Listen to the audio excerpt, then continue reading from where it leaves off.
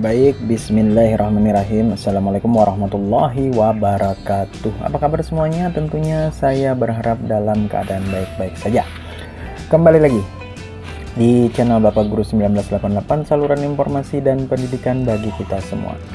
Setelah melewati uji kompetensi untuk teknis, manajerial, sosial-kultural, dan wawancara, rekan-rekan P3K tahun 2024 kembali akan dihadapkan dengan SKTT tambahan ya, atau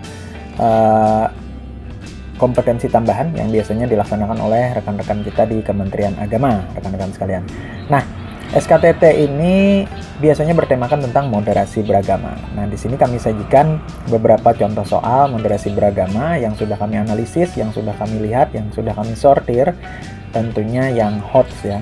Karena rata-rata untuk soal moderasi beragama itu sedikit lebih mudah ya dibandingkan dengan uji kompetensi teknis, manajerial, sosial-kultural, dan wawancara, karena perbedaannya mencolok ya, seperti video yang sudah saya berikan beberapa waktu yang lalu tentang tata cara menjawab moderasi beragama. Nah, kemudian muncul beberapa kisi-kisi soal moderasi beragama terbaru. Ini kami sajikan untuk rekan-rekan sekalian. Tanpa menunggu berlama-lama, mari kita mulai videonya.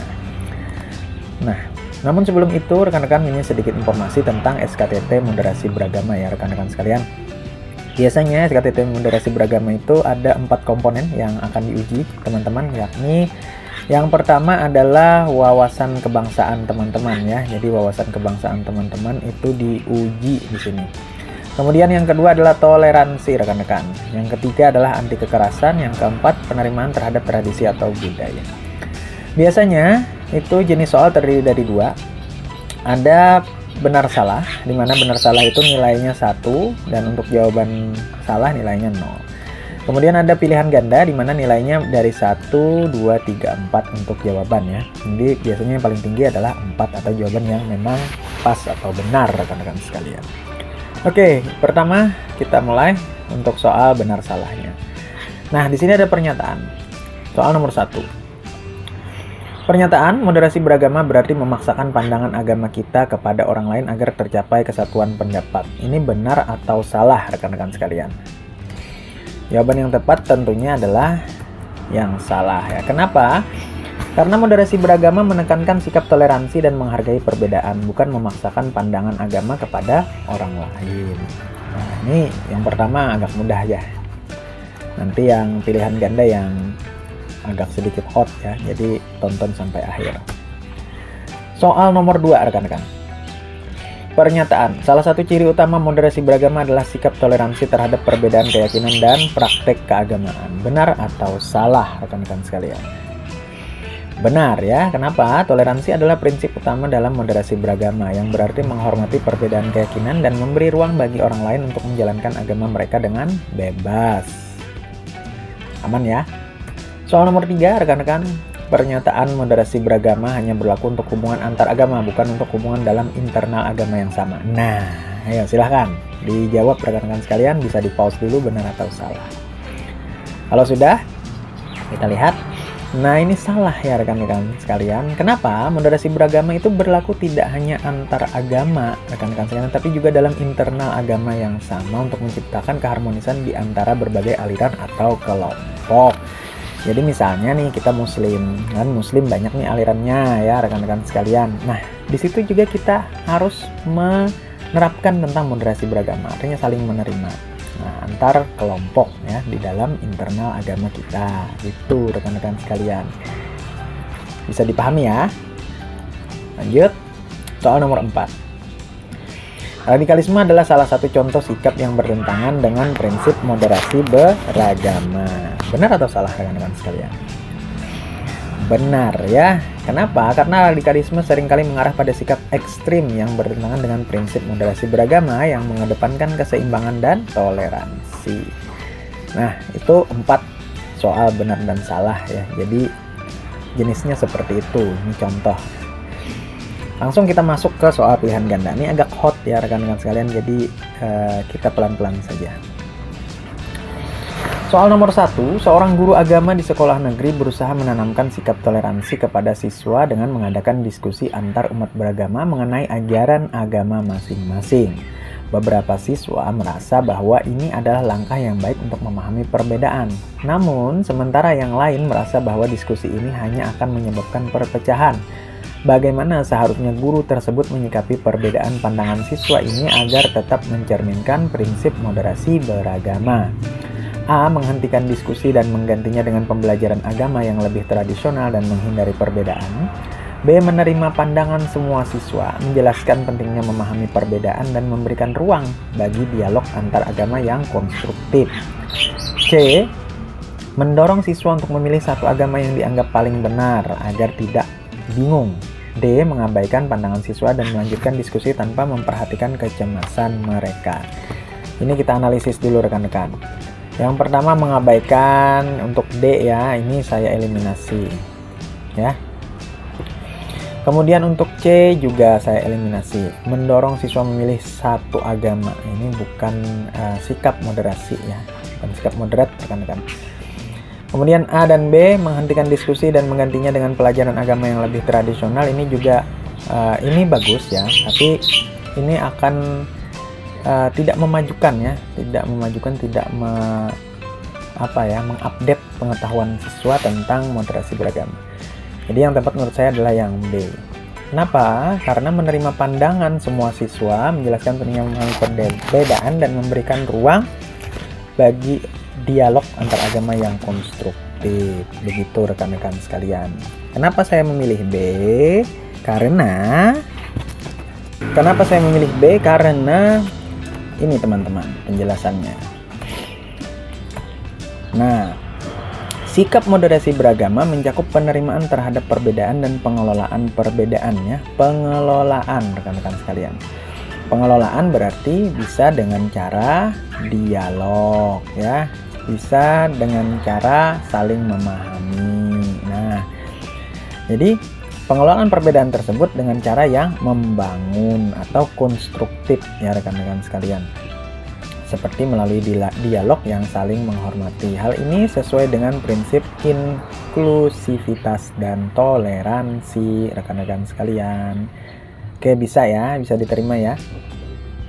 Bagaimana rekan-rekan sekalian, bisa diterima? Lanjut ya. Soal nomor 2 rekan-rekan sekalian. Nih hop lagi nih. Tetangga ada yang berbeda keyakinan dengan Anda. Nah, jadi ada tetangga nih yang berbeda keyakinan dengan kita, sedang berselisih paham tentang pelaksanaan kegiatan keagamaan yang berbeda pula. Karena pada saat itu perayaan terjadi di hari yang sama. Sisi satu menginginkan kegiatan keagamaan dirayakan secara sederhana karena takut akan mengganggu penghuni komplek yang tidak sama keyakinannya. Sisi dua menginginkan kegiatan dilaksanakan terbuka dan meriah karena dirayakan setahun sekali. Maka sebaiknya Anda, jadi kita di sini sebagai tetangga ya. Artinya masyarakat juga nih, ini perlu dipahami ya rekan-rekan sekalian.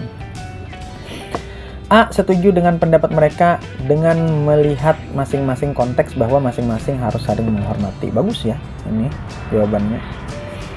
B. Mencoba memahami situasi dan untuk nantinya bisa memberikan pendapat jalan tengah agar konflik mereda. Bagus juga.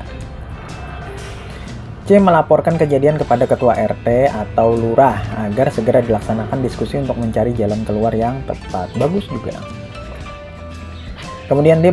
Berdiskusi dengan warga lain untuk mendengarkan pendapat bagaimana situasi ini bisa diredam dan konflik bisa berakhir.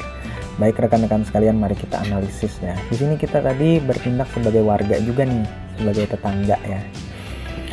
Kalau rekan-rekan bisa memahami tata cara menjawab moderasi beragama yang sudah saya bikinkan videonya ya, silahkan klik link yang ada di atas.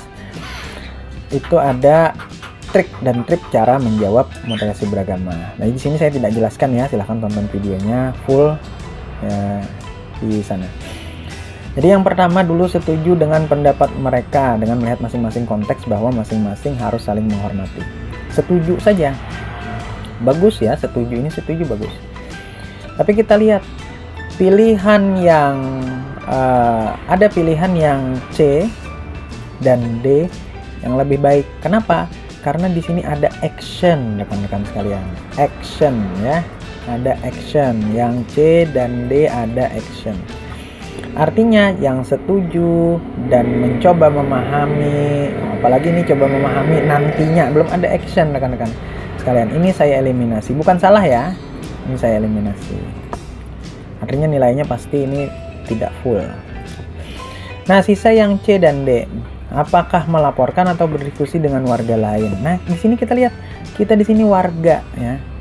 Warga. Nah, biasanya kalau sudah terjadi konflik di tengah-tengah warga, itu harus ada penengah. Siapa penengahnya? Yakni orang yang punya kedudukan atau jabatan yang lebih tinggi, rekan-rekan sekalian, seperti ketua RT atau lurah. Kalau ini mungkin nilainya 3 saja.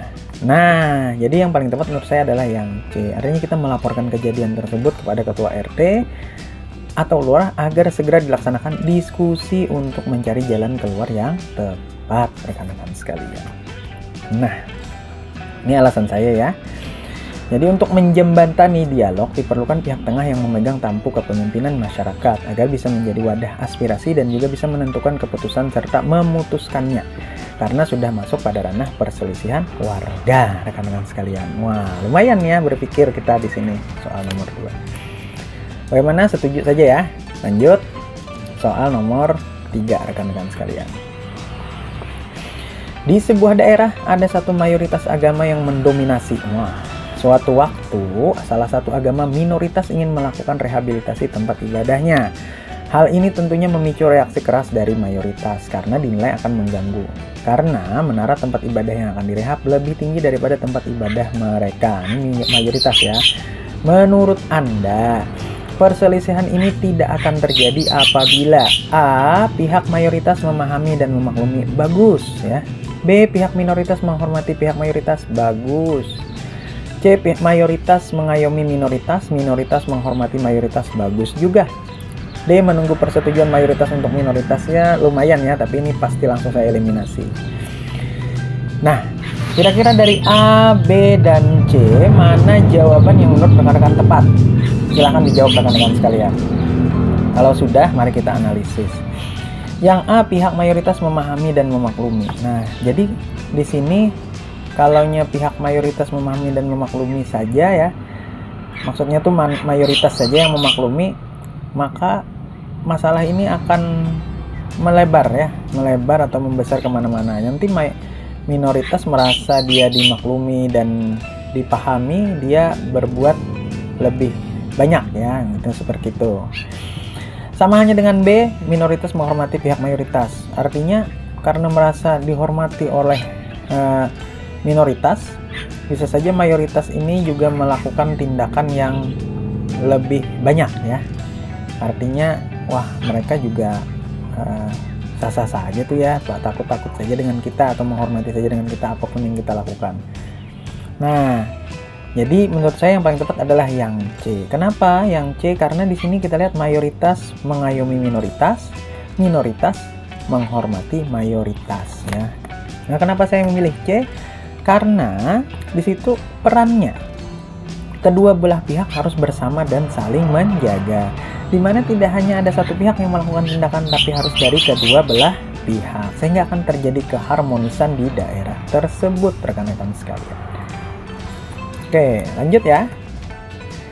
Nah, lanjut soalnya. Dalam menerapkan moderasi beragama, salah satu cara untuk menghindari ekstremisme adalah dengan memberikan ruang bagi keberagaman dalam beragama. Manakah dari pernyataan berikut yang paling mencerminkan sikap moderat dalam beragama? A. Menganggap ajaran agama sendiri sebagai yang paling benar dan tidak menerima keberagaman keyakinan. Ini langsung saya eliminasi ya. B. Menjalin hubungan baik dengan kelompok lain meskipun tidak setuju dengan pandangan mereka dan memandang perbedaan sebagai kekayaan kita. Keep. C. Menuntut setiap orang untuk mengikuti ajaran agama dengan cara yang sama agar tercipta kesatuan masyarakat. Oke lah, kita keep dulu. D. Membatasi kebebasan beragama untuk menghindari adanya praktik keagamaan yang bertentangan dengan nilai-nilai agama. Ini kita eliminasi ya. Membatasi kebebasan sudah bukan moderat nih. Nah, di sini kalau yang B dan C, yang mana yang paling tepat menurut rekan-rekan sekalian? Kita analisis dulu ya.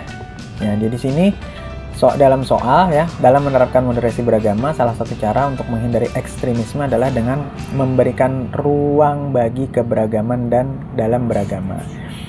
Jadi memberikan ruang bagi keberagaman dalam beragama. Ini kata kuncinya ya rekan-rekan sekalian.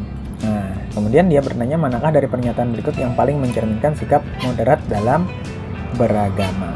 Jadi menurut saya yang paling tepat adalah yang B. Kenapa?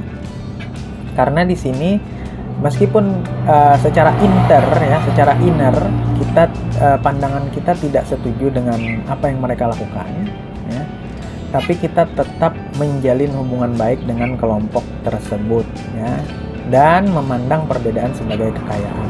Kalau kita menuntut setiap orang untuk mengikuti ajaran agama dengan cara yang sama, tidak bisa rekan-rekan sekalian, karena cara orang mengikuti ajaran agama itu pasti berbeda-beda.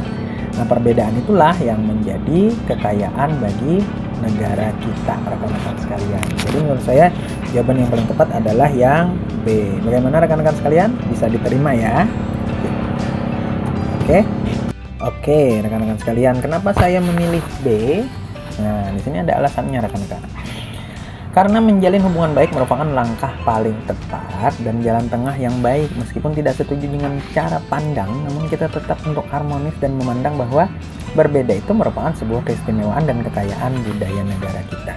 Jadi, sikap ekstremisme yang kita lihat ya di lingkungan kita itu secara inner di hati, secara inner di otak ya, secara inner di tubuh kita itu kita tidak setuju. Itu sama gitu, kita samakan persepsi. Namun apakah kita mengisolasi, apakah kita tidak bergaul dengan mereka? Tidak. Kita jalin saja hubungan baik dengan kelompok tersebut ya. Jadi maksudnya itu bukan berteman akrab, tapi ya udah, karena dia hanya pandangan saja, bukan tindakan ya. Kalau tindakan itu kita pasti harus menjauh ya. Kalau pandangannya saja, secara pandangan ya tidak masalah. Bisa saja kita sebagai sebagai orang yang bisa nanti mengubah pandangan mereka tentang beragama secara ekstremisme itu tidak baik ya rekan-rekan sekalian. Jadi tetap jaga hubungan baik ya, meskipun kita berbeda pandangan. Aman ya rekan-rekan? Lanjut rekan-rekan, soal terakhir. Indonesia dikenal dengan keragaman suku, budaya, dan agama yang sangat kaya. Dalam konteks moderasi beragama, bagaimana seharusnya masyarakat menghadapi perbedaan agama yang ada agar tercipta harmoni sosial? A. Menerima semua keyakinan agama sebagai kebenaran yang sama tanpa kritis. B. Menghargai setiap perbedaan agama dan budaya dengan cara saling memahami, tidak memaksakan keyakinan, dan bekerja sama dalam kehidupan sosial. C. Mengisolasi kelompok agama tertentu agar tidak terjadi pertentangan. Ini langsung saya eliminasi ya. D. Menyusun kebijakan yang hanya mengutamakan mayoritas agama untuk menghindari konflik. Nah, ini juga saya langsung eliminasi. Bukan moderat nih. Antara A dan B, kira-kira yang mana menurut rekan-rekan yang paling tepat? Silahkan dijawab ya. Nah, setelah itu kita coba analisis bersama. Seperti yang sudah saya jelaskan tadi, rekan sekalian, moderasi beragama ini sikap eksternal kita, ya, sikap eksternal kita kepada kelompok atau kepercayaan yang lain. Jadi kita menghormati secara eksternal, ya. Jadi kita memperlihatkan bagaimana sikap kita baik, bagaimana kita menjaga harmoni, bagaimana kita menjaga keberagaman, bagaimana kita menjaga persatuan dengan rekan-rekan kita yang berbeda keyakinan dengan kita. Tapi secara inner itu tidak merusak akidah atau iman kita. Secara akidah, secara iman, secara keagamaan tidak merusak keyakinan kita atau keyakinan agama kita masing-masing. Nah, jadi kita tidak harus ya menerima semua keyakinan agama yang lain sebagai kebenaran ya. Jadi kita tidak harus menerima semua keyakinan agama kebenaran yang sama tanpa kritis. Artinya boleh saja kita mengkritisi rekan-rekan sekalian, boleh saja, tapi dengan cara yang baik, dengan cara yang bagus, tetap menjaga keharmonisan. Nah, jadi secara eksternal kita tetap mengatakan bahwa semua agama itu bagus, ya. tapi kita tetap yakin dengan agama kita. Gitu ya rekan-rekan sekalian, bisa dipahami ya. Memang agak sedikit sensitif ya masalah keagamaan ini. Jadi cukup disclaimer terlebih dahulu. Nah, kemudian yang tepat menurut saya adalah yang B. Kenapa? Karena yang B itu memperlihatkan secara eksternal, menghargai setiap perbedaan agama dan budaya dengan cara saling memahami, tidak memaksakan keyakinan. Artinya kita tidak memaksakan keyakinan mereka lebih bagus daripada keyakinan kita, dan keyakinan kita lebih bagus daripada keyakinan mereka. Secara eksternal ya rekan-rekan sekalian, ingat secara eksternal. Tapi secara internal kita pasti meyakini bahwa yang terbaik adalah agama kita. Secara internal ya, secara internal kita meyakini, karena kita yakin dengan agama kita, artinya kita untukmu agamamu, untukku agamaku, seperti itu rekan-rekan sekalian. Namun tetap kita secara eksternal menghargai setiap perbedaan agama dan budaya dengan cara saling memahami, dan kita tetap bekerja sama dalam kehidupan sosial. Nah, jadi menurut saya jawaban yang paling tepat adalah yang B ya. Nah, kenapa?